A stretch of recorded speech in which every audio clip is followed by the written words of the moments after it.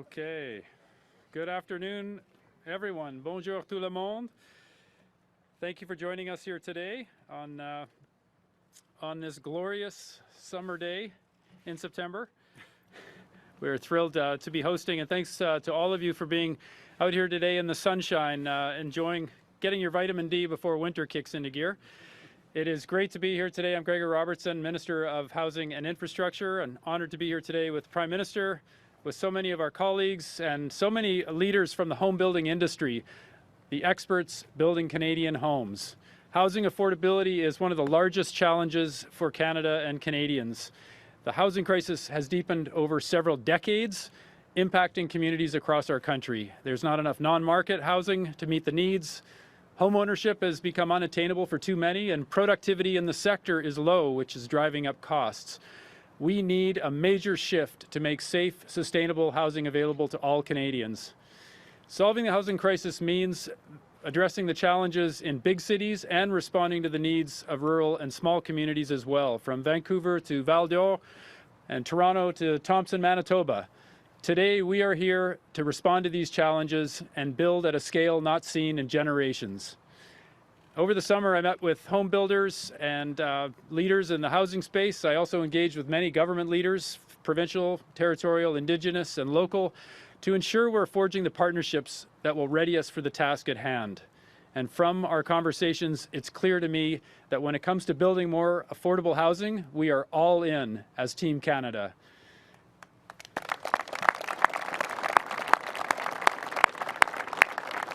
And this is what I heard. First and foremost, we cannot build alone. We must build in partnership with the experts who build the homes that Canadians live in. And we need to build with Canadian innovation, materials, and workers, the best in the world. And finally, there is momentum like never before to deliver on affordable housing. Aujourd'hui, on répond à la crise de logement. On présente des solutions qui utilisent l'innovation, les matériaux et la main-d'œuvre canadienne, qui sont les meilleurs au monde. Nous faisons cela parce que le logement devrait être abordable pour tous les Canadiens. Canadians are counting on us to build faster and more sustainably than ever before. Today, we are putting forward a key piece of the plan that delivers for them. It's time to build. And with that, it is my honor to introduce and welcome the Prime Minister of Canada, Mark Carney. Thank you. Good afternoon, everyone. Thank you very much, Gregor. Bonjour tout le monde. Gregor, I'd like to thank you for all the work you've done over the course of the last 6 months, 4 months, I guess, getting this in place. It was even less. Even this gets to the point. I'd like to thank Mayor Sutcliffe, all our great colleagues from the National Capital Region Caucus. I wanted to say just how great it is to be here today with the Kaiven team. And Frank and Troy, what you and your colleagues have created is absolutely extraordinary. It is great to see what you can build and how fast you can build. Congratulations.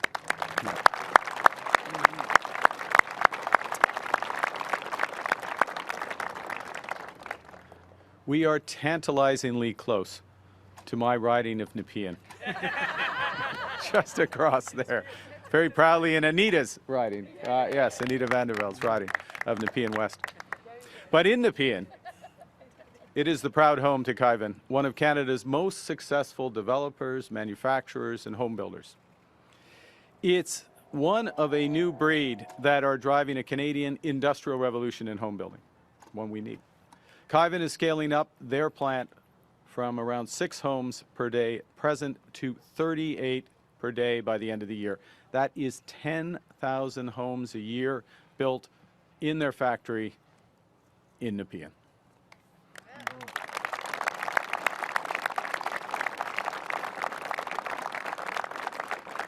The 2 sets of homes behind me were manufactured in 2 days, assembled on site in 1. We kept the townhouses. We wanted to keep the townhouses open.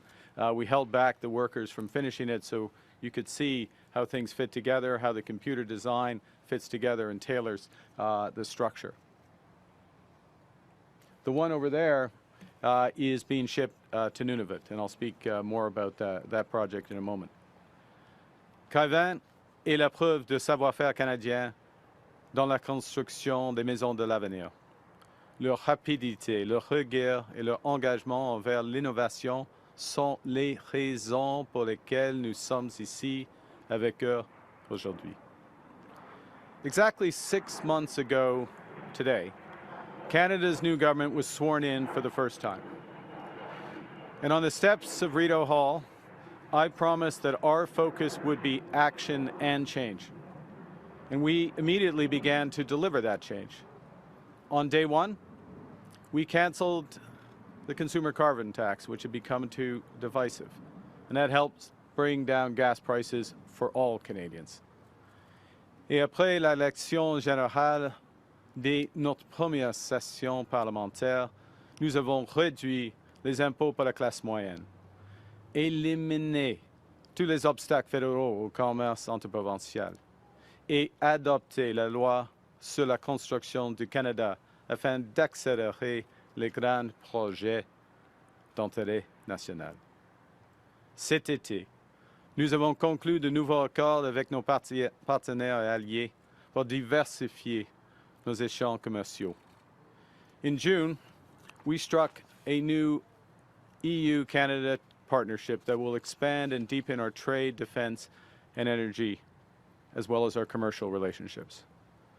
Le mois dernier, je me suis rendu en Ukraine, en Pologne, en Allemagne et en Lettonie pour renforcer notre prospérité et notre sécurité commune, notamment dans les secteurs des minéraux critiques, de l'énergie, de la défense et de l'intelligence artificielle. Au cours des 2 dernières semaines, nous avons lancé des initiatives et des investissements historiques pour protéger les travailleurs les plus touchés par les tarifs américains et pour renforcer la compétitivité de nos entreprises. Nous avons mis sur pied le bureau des grands projets et nous avons lancé notre première série de nouveaux projets de construction nationale afin de transformer notre économie. 60 milliards de dollars d'investissements initiaux, combinés à des stratégies qui vont catalyser des centaines de milliards de dollars supplémentaires. Et nous ne faisons que commencer.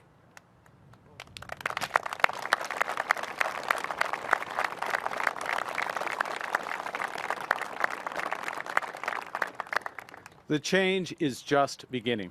We need to keep moving with speed and determination because the upheaval in the global trading system is not a transition, it's a rupture. And its effects are already profound. Workers displaced from their jobs, supply chains disrupted, and massive amounts of investment held back due to extreme uncertainty. Now more than ever, we need to take control of our destiny.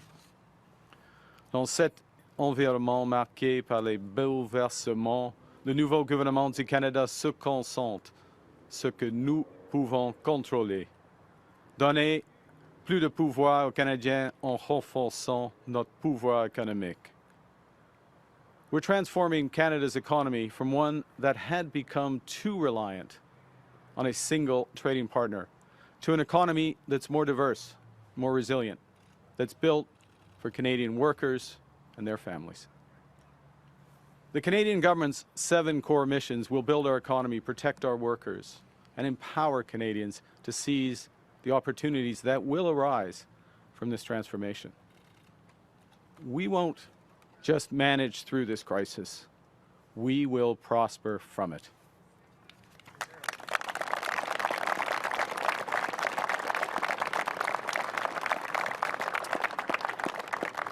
And that brings me to today's announcement. We're focusing on our government's mission to make housing more affordable for all Canadians. You know, young Canadians are doing everything right. They're studying hard, finding a job, saving up. Yet for too many of them, rent is unaffordable and home ownership feels entirely out of reach. Across the country, it takes nearly 4 years for first-time home buyers to save for a down payment. and in markets such as Toronto and Vancouver even longer. Depuis des décennies, les experts sonnent l'alarme.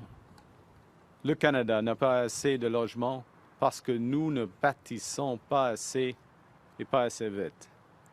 Aujourd'hui, avec les pressions croissantes sur l'offre, les prix demeurent trop élevés. Bref, le logement abordable est devenu une crise pour les Canadiens et Canadiennes. So we're in a housing crisis, as Gregor said, and it's going to take all hands on deck to get us out of it.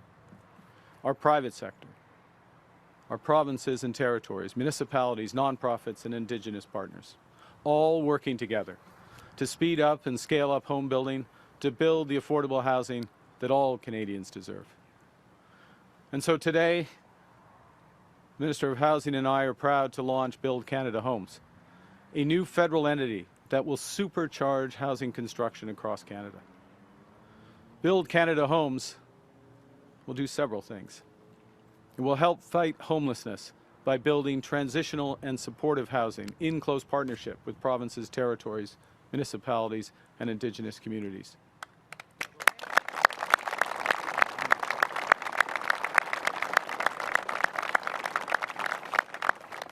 Secondly, it will expand deeply affordable and community housing for low-income households. Third, it's important. These are all important. Third, Build Canada Homes will partner with private sector developers to build affordable homes for the Canadian middle class. And finally, Build Canada Homes, in doing all of that, will catalyze the creation of an entirely new Canadian housing industry that uses modern methods of construction to boost productivity sustainably and at scale.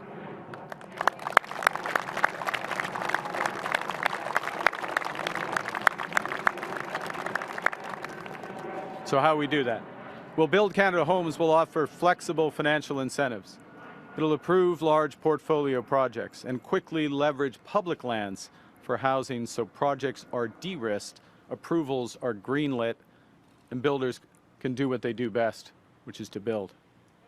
By combining development, financing, and innovation, Build Canada Homes will make large housing projects financially viable. We'll also attract enormous private capital into affordable home building. And it will enable private manufacturers and modular home builders to invest in new factories, expand capacity rapidly, and to continue to innovate. This, along with a series of other new measures, will help double the pace of housing construction in this country over the next decade. Maison Canada va transformer la façon dont notre pays augmente l'offre de logement, bâtir plus vite, bâtir plus intelligemment et bâtir à moins de coûts. Maison Canada sera le guichet unique du logement abordable et accélérera les grands projets immobiliers pour les mettre rapidement en chantier. Cette initiative jouera un rôle clé dans notre plan visant à doubler le rythme de construction de logements au cours de la prochaine décennie. The core challenge at present in the housing market is it's just too hard to build. Loans are expensive, developers face year-long delays in permitting, and land and development charges and taxes can make up half of project costs. These are some of the reasons that there has been no productivity growth in construction in the past 40 years. And since the pandemic, construction productivity has actually fallen. We need big changes to turn this around. With an initial capitalization of $13 billion, Build Canada Homes will reduce the upfront costs of building by offering flexible financial incentives to attract private capital and to catalyze large portfolio projects. Build Canada Homes will use a range of financial tools, from contributions to loans, loan guarantees, equity investments, and investments in real property and housing.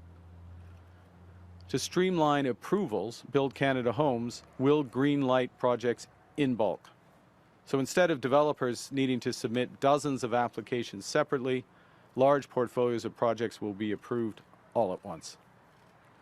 This is part of our government's broader efforts to cut duplication and reduce costs for Canadians.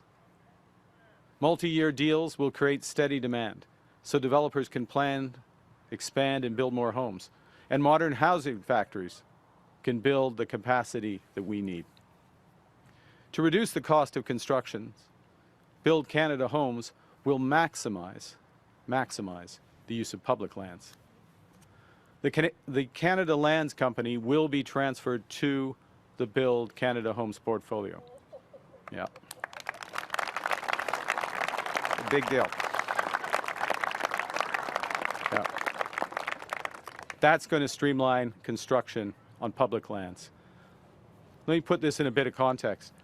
As we stand here today, there are already 88 federal properties suitable for housing listed on the Canada Land Bank, spanning 463 hectares. That's the size of downtown Ottawa. I'm directing my cabinet colleagues to look for more, to determine those lands owned by their departments which can also be used for housing. This land will help lower costs for builders and, most importantly, lower the rents and new home prices for Canadian families. Parce que le gouvernement partage le risque des projets qui auraient été autrement bloqués peuvent enfin voir le jour. The second major challenge with housing construction in this country is that by using conventional methods, our construction is just too slow for the housing supply that we need to meet our current needs. It's also too expensive and too heavily reliant on traditional on-site methods. We need to transform the way we build by harnessing the latest technologies. And that's why Build Canada Homes will prioritize the use of cost-efficient and modern methods of construction, including factory build, modular, and mass timber. Factory build housing means homes, or large parts of homes, built in controlled factory settings, with precision, with advanced machinery, and benefiting from the latest technology. These homes can be standardized, mass-produced, and once completed, shipped to site and assembled in days or weeks rather than months or years. Factory production also enables housing construction to continue through Canadian winters. It's not always like this in Nepean. This removes seasonal downtime that currently slows down the sector. And factory-built housing can accelerate home building by up to 50%, lower costs by 20%, and reduce emissions by over 20% compared to traditional construction methods. In short, Build Canada Homes will help us build faster, smarter, and more sustainably.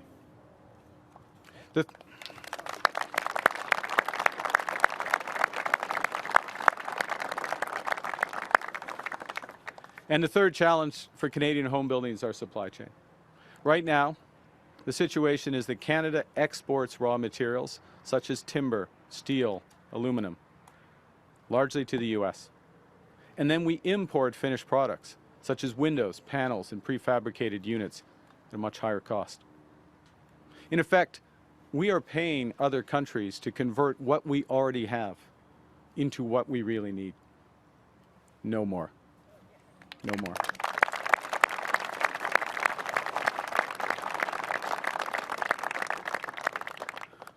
Build Canada Homes will adopt the government's new Buy Canadian policy and prioritize projects such as these that use Canadian resources. We'll strengthen domestic supply chains, create high-paying careers across the country, and ensure that new housing drives new orders for Canadian steel, lumber, mass timber, and aluminum.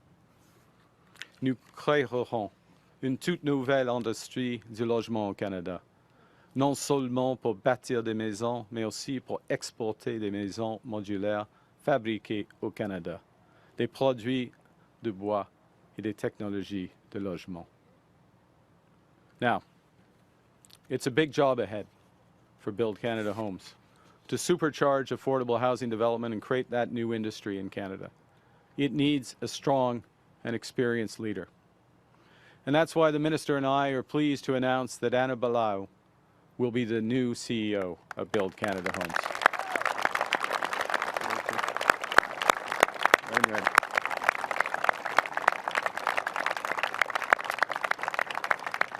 And as a seasoned leader with deep experience in affordable housing, having served for over a decade on Toronto City Council, including as Deputy Mayor from 2017 to 2022, as Chair of the Planning and Housing Committee, and on the board of Toronto Community Housing. While on Council, Anna spearheaded the creation of Housing Now, which uses city lands to build affordable housing. And most recently, she served as head of affordable housing at the private developer Dream Unlimited. Canadians are fortunate, Anna, that you'll put your experience in the service of building faster across our country. Thank you.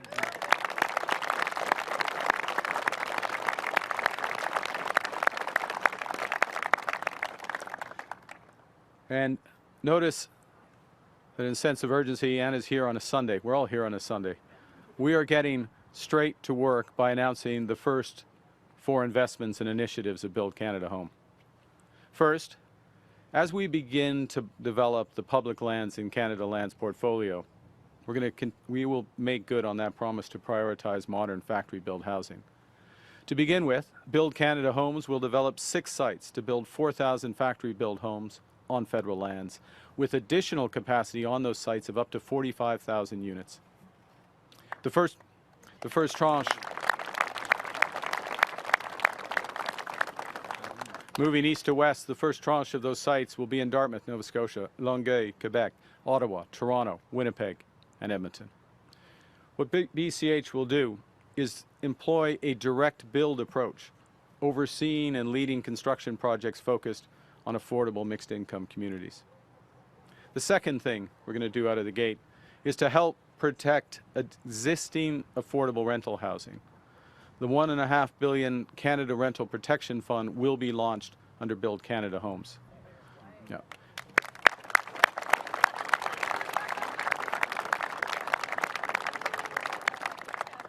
This initiative supports community housing by acquiring at-risk rental apartment buildings, ensuring they remain affordable over the long term.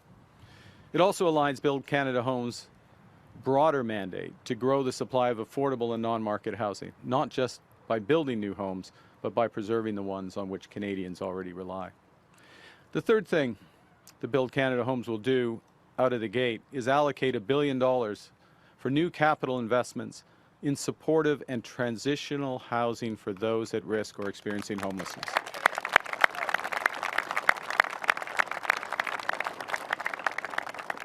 It'll work in collaboration with the provinces, territories, and municipalities, and our Indigenous partners.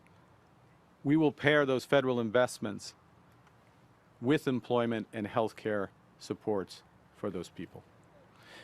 Finally, Build Canada Homes will partner with Nunavut's Housing Corporation to build over 700 public, affordable and supportive housing units. And approximately 30% of those units are expected to be built off-site, such as the one over there, using factory-built housing. Now,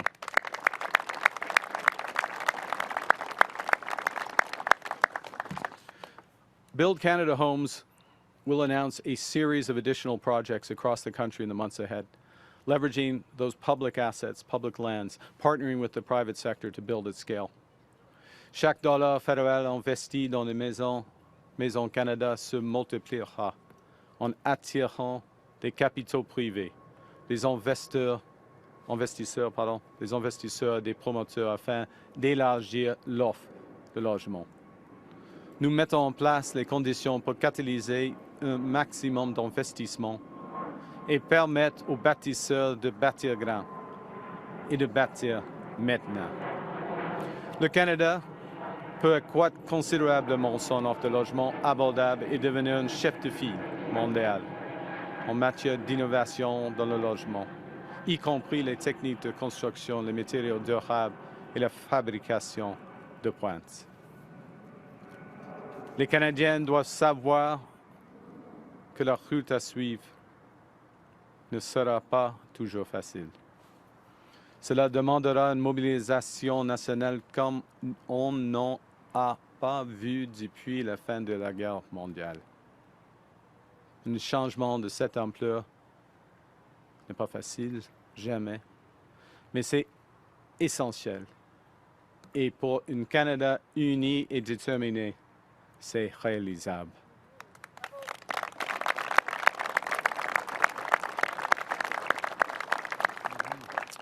So to finish, Canadians have given our new government a mandate to build a stronger Canada, to build a country where Canadians are empowered, with more opportunities that help you get ahead, with lower costs, safer communities, and homes you can afford. That's the foundation on which you can build your life, how you want it, and where you want it. By building smart, building Canadian, building now, we are building Canada strong. Thank you very much. Merci beaucoup. Merci, M. le Premier ministre. Nous allons maintenant commencer la période de questions. We'll do about 15 minutes of question. Première question, Mylène.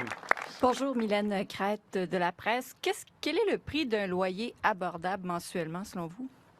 So moi, ça dépend. En ce qui concerne les montants des dépenses, ça doit être 30% de rendement avant la taxe ou moins. Ça, c'est la définition de logement abordable. Y compris le loyer. Le loyer, dans la question de dollars, ça dépend aux villes, évidemment. Alors, c'est un pourcentage de rendement moyen. C'est de 30%, ça, c'est la définition. Et, pardonnez-moi, mais le travail de Maison Canada, évidemment, c'est pour des maisons tellement abordables, et alors, et abordable inclut des gens qui dépensent plus que ça à ce moment-ci, parce que maintenant, le moyen est à peu près 45%. Ça fait combien par mois? Par exemple, ici, on est à Ottawa, un marché comme Ottawa, ça serait combien un loyer abordable par mois? Le montant exact, c'est à peu près... Ouais, encore, ça dépend d'un individu. OK? Alors, c'est à peu près 800 $ pour abordable, 600 à 800 $. Mais pour des gens tellement abordables, c'est plus bas que ça. Et le problème maintenant est que, ensemble, le montant de logement social au Canada, c'est à peu près 3,5% du total de logement, total de logement au Canada. C'est moins de 50% le moyen des pays de l'OCDE. Alors, il faut agir, il faut bâtir à partir de maintenant afin de réduire les prix. Prochaine Ça question. marche? Ouais. Radio-Canada. Bonjour, Daniel Thibault de Radio-Canada. Je veux vous entendre sur le retour en chambre demain, M. Carney. Vous allez croiser le fer pour la première fois avec Pierre Poilievre. Comment vous envisagez ça? Et est-ce que vous avez tendu la main à vos collègues des partis d'opposition pour collaborer, vous assurer que vous êtes capable de faire adopter les projets de loi que vous allez déposer? OK. Merci pour votre question.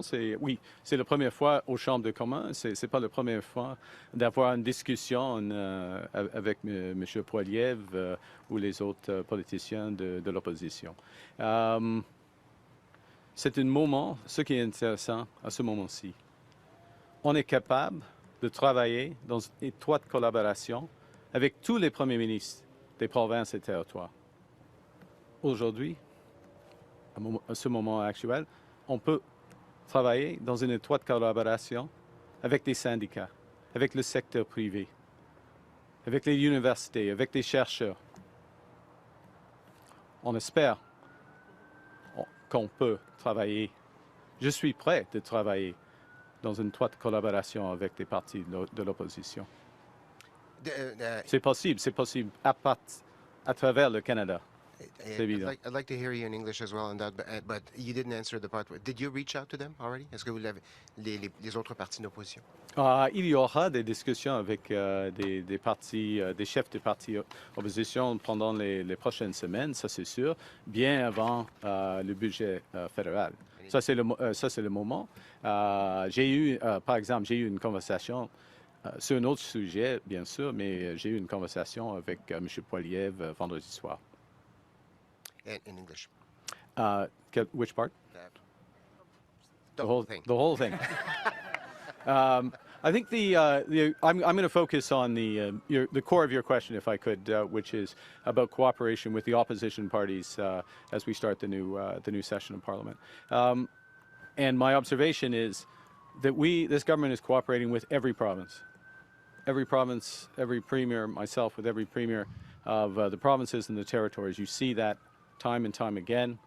We're identifying opportunities to move forward. We're making progress. We're cooperating with the unions. We made an announcement on Friday, just 2 days ago, with the major. On Thursday, I guess it was, in Edmonton on major projects. Heads of unions representing 1.1 million union workers were at that announcement. That shows the degree of cooperation. The Carpenters Union is here today, amongst others. Thank you for making the time. We're going to need you going forward because we realize that we need to come together and unify. We're working with the universities. We're working with researchers, working clearly with the private sector. Kaiven is an example. I think ATCO is, Nancy Southern might be here, or ATCO is here. Amazing. There they are. Okay. Just like, point being, there's this coordination, this coming together and working together, and that's what Canadians expect. And if we can do it with all the provinces, with the unions, with the private sector, with the innovators, with Canadians, surely the opposition parties can cooperate with us. Par ailleurs, votre leader en Chambre a dit sur nos ondes ce matin qu'on pouvait s'attendre à un déficit substantiel. Qu'est-ce que ça veut dire, substantiel? Substantiel, un déficit plus grand qu'avant, que l'année passée, l'année dernière, parce que nous avons un électrochoc des États-Unis. Ça, c'est clair. OK, ça, c'est le premier point. Deuxièmement, ce gouvernement a maintenant, avec cette annonce aujourd'hui, mais avec la réduction de TPS, par exemple, la réduction pour la classe moyenne, avec la décision de CRTC sur le broadband, nous mettons l'accent jour par jour sur l'abordabilité pour les Canadiens et Canadiennes. OK, ça coûte pour le moment, mais ça c'est absolument essentiel. Et il faut renforcer la défense du Canada et la sécurité de nos communautés. Alors, mais ce sont des investissements, ce sont des grands investissements qui vont bâtir notre économie et qui vont bâtir le Canada fort. Merci. Question? Darren? Hi, Darren Major, CBC. Critics will say this is just creating, your announcement today is just creating another layer of, bureaucracy. How can you assure Canadians that this is going to achieve results? I think one of the things I've learned over the years, 3 decades plus of managing large organizations and things, is you need clear mandates. You need the tools to achieve those mandates, and you need accountability in making the progress. Right now, what we have is an organization, many strengths, CMHC, that has multiple mandates. It works in market housing, so where there's no, in effect, public policy provision. They provide mortgage insurance. Many of us get from CMHC when we buy homes or one of their competitors, but it provides that core role. But it's also supposed to focus on what we're talking about today, which is deeply affordable and affordable housing. And that aspect hasn't been working. Hasn't had the tools, hasn't gone to the scale. So we are carving that out, putting it into, we're not creating another layer. We're creating greater clarity, and we're giving all the tools, the ability, and bringing in expertise from the private and, well, actually with Anna, both the private and public sector, bringing that expertise under a minister who's got experience in both the private and public sector, and if I may add, a prime minister who has similar experience as well. That we're bringing those all together, the tools to focus on the challenges we have with deeply affordable. And when we say deeply affordable, let's be clear, we're starting with the problem of homelessness in this country. We haven't been building homes in this country for the homeless. And you think of all the knock-on, not just the questions of human dignity, but the social problems that are fed from that crisis. So we play a much bigger role in addressing that. But then moving to affordable housing, that 30% definition we discussed earlier. Look, we're talking about 45–50% of Canadian households who fall into the category of affordable housing. And we haven't been building enough affordable housing. So what we get is an entity under the minister, Build Canada Homes, with a private sector, public sector CEO with Anna, that is exclusively focused on that, has the tools in order to do that in terms of financing mechanisms, but also has a huge land bank coming from Canada Land. A huge land bank that's going to be ready to do these projects. And because it has financing, huge land bank, it has $13 billion there, then the folks from Kaiven and the industry more broadly can have the confidence that there's going to be demand. So again, with our hosts, they can have confidence of scaling up to a factory to 10,000 units a year. That makes sense in terms of the scale of what we're going to be doing in this country, as it will for other competitors. That's government fulfilling core social roles. We have a responsibility to those less fortunate. We don't build enough social housing. We don't build enough affordable housing. So it's us filling our core role, but in a smart way that drives innovation, it gets the benefit of the private sector, and will build at scale. And just on the upcoming budget, your House Leader said this morning that the deficit will be, quote, substantial. How big are we talking, and what does that mean for future cuts? Yeah, I thank you for the question. I responded a bit, but I'll recap it. Substantial means it'll be bigger than it was last year. And let's look at why that's the case. I mean, the actual level will come out with the budget. But let's look at what's driving that. First and foremost, it's the tariff war. The shock that's created by that, the rupture created not just in Canada but around the world, and the knock-on effect, including on the United States, where the economy has slowed as well, I would observe. So you have the impact of that. Secondly, you have the response of Canada to that, which is very clear. We want to protect our industries and workers in the most affected sectors. You've seen the measures that we've announced in recent weeks and, in fact, recent months, and we want to build. So we're going aggressively on building the future, taking control of our destiny. Make no apologies for that. That ensures that we don't have this situation again in the future. And at the same time, and the Minister of National Defence is here, his and his colleagues' many responsibilities to protect Canadians, protect our borders, protect our allies. The world is a dangerous and divided place. Final point, which is the first point, and it's why we're here. We are laser focused on making life more affordable for Canadians. First thing we did, cut the consumer carbon tax. First thing we did when we came back after the general election, cut middle class tax cut, GST cut for first-time home buyers. Build Canada Homes is all about affordability while driving a new industry. So yes, there's going to be implications for the deficit, but it'll build a much stronger Canada going forward. Next question, CTV. Good afternoon, Prime Minister. Jeremy Sharon, CTV News. I want to ask you about a different campaign promise you made to cap, not cut, the public sector. Do you intend to keep that promise? Well, the cap is relates to the level, the overall level, and the adjustments that will happen naturally through attrition. There's a certain age cohort in the public sector. People leave employment, whether it's in the public or private sector, for a variety of reasons. Attractive opportunities outside, retirement on the other side. So we'll be managing through that. Next question, More to Globe say. and Mail. Nujidam Lace, Globe and Mail. You touched on it a little bit in your previous answer.